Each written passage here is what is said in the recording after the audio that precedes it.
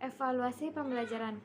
Menurut Dacliani, tahun 2019, halaman 58, evaluasi atau bisa juga disebut dengan evaluation adalah proses yang meliputi pengukuran dan penilaian, tetapi hal tersebut mengandung dugaan akan keputusan nilai.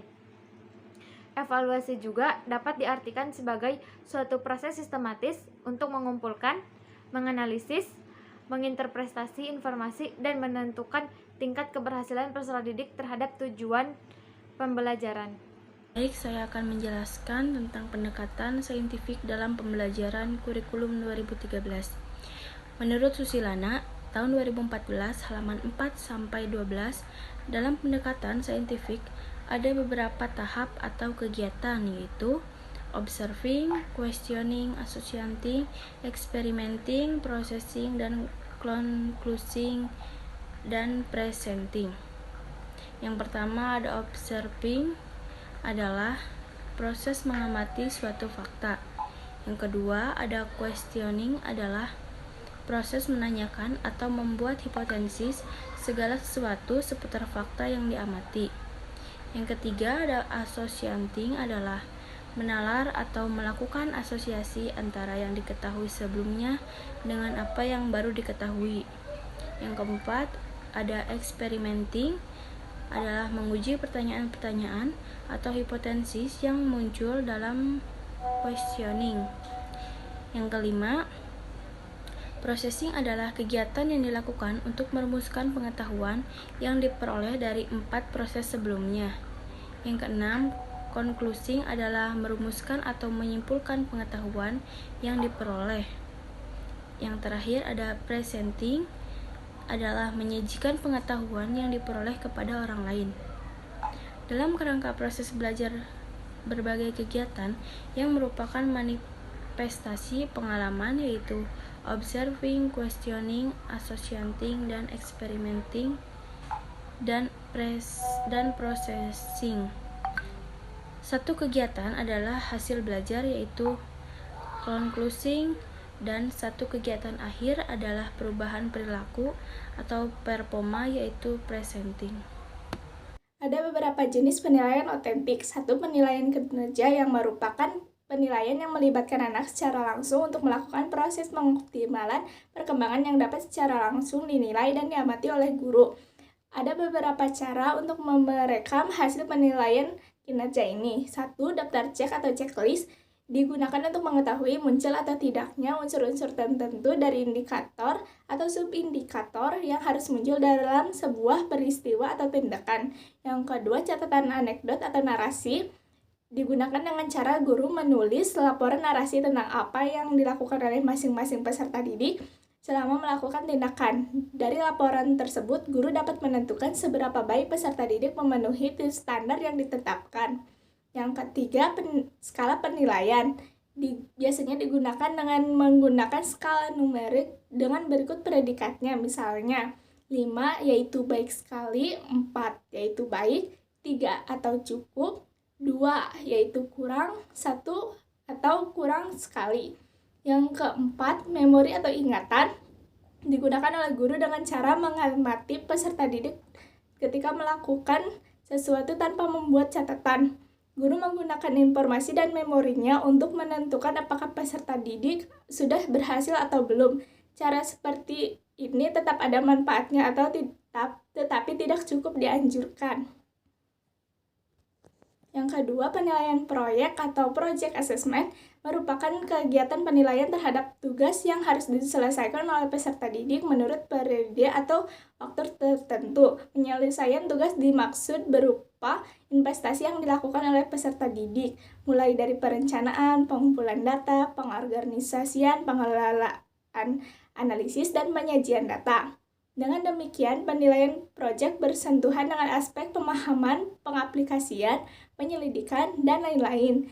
Selama mengerjakan sebuah proyek pembelajaran, peserta didik memperoleh kesempatan untuk mengaplikasikan sikap keterampilan dan pengetahuannya. Karena itu, pada setiap penilaian proyek, setidaknya ada 3 hal yang memerlukan perhatian khusus dari guru, yaitu 1. Keterampilan. Peserta didik dalam memilih topik, mencari dan mengumpulkan data, mengolah dan menganalisis, memberi makna atas informasi yang diperoleh, dan menulis laporan. Yang kedua, kesesuaian atau relevansi materi pembelajaran dengan pengembangan sikap, keterampilan, dan pengetahuan yang dibutuhkan oleh peserta didik. Yang ketiga, originalitas atau keaslian sebuah proyek pembelajaran yang dikerjakan atau dihasilkan oleh peserta didik. Yang ketiga, penilaian portofolio merupakan penilaian berkelanjutan yang didasarkan pada kumpulan informasi yang menunjukkan perkembangan kemampuan peserta didik dalam satu periode tertentu. Fokus penilaian portofolio adalah kumpulan karya peserta didik secara individu atau kelompok pada satu periode pembelajaran tertentu. Penilaian terutama dilakukan oleh guru, meski dapat juga dilakukan oleh peserta didik itu sendiri. Melalui penilaian portofolio, guru akan mengetahui perkembangan atau kemajuan belajar peserta didik.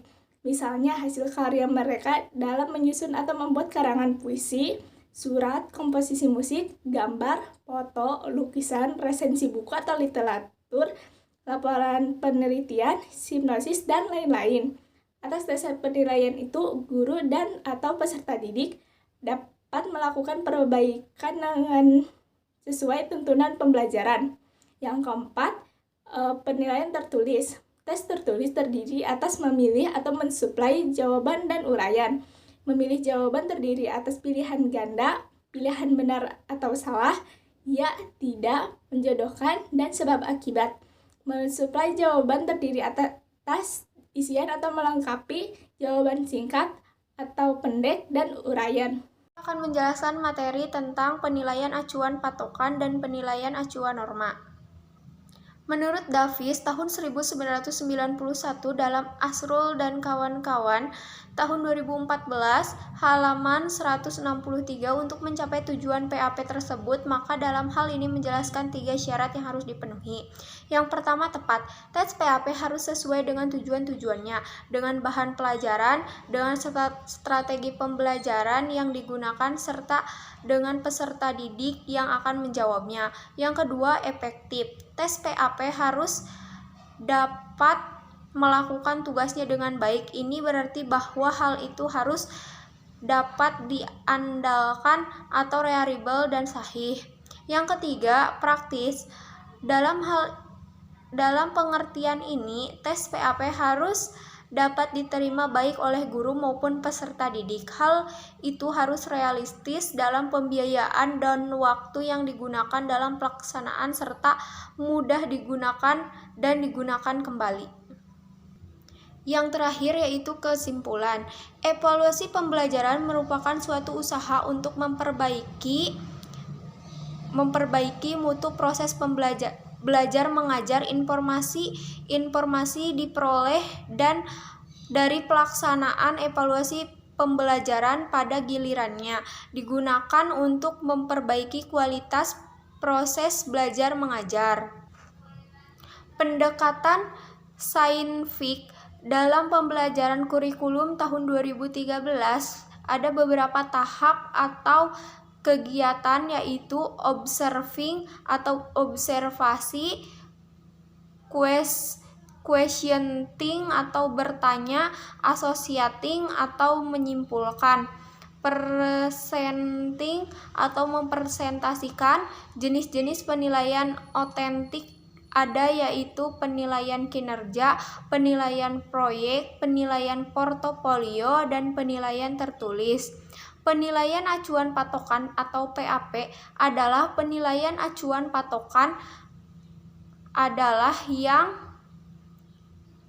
mengacu pada kriteria pencapaian tujuan pembelajaran yang telah dirumuskan sebelumnya. Penilaian acuan norma atau PAN adalah penilaian yang dilakukan dengan mengacu pada norma kelompok. Sekian dan terima kasih. Saya kembalikan kepada moderator.